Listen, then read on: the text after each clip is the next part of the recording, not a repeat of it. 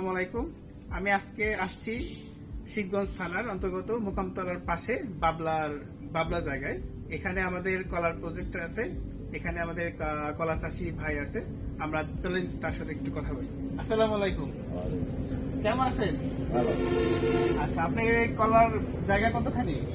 5 বিঘার মতো। 5 বিঘার মতো। আচ্ছা, এই কলার জমিতে আপনার কি রকম খরচ হয়েছে?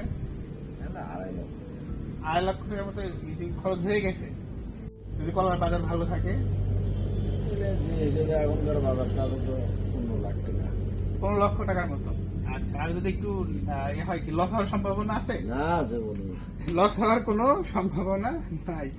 আচ্ছা, তা কলার গাছ আল্লাহ না মারে তাহলে আর লস। হ্যাঁ, আল্লাহ যদি না আমার তার কোনো লস নেই। আচ্ছা, আমাদের গোড়াপ থেকে আপনাদের বিভিন্ন সহায়তা দিয়ে থাকি, মানে আপনাদের সহায়তা দিয়েছি। আপনি কি কি সহায়তা পাইছেন?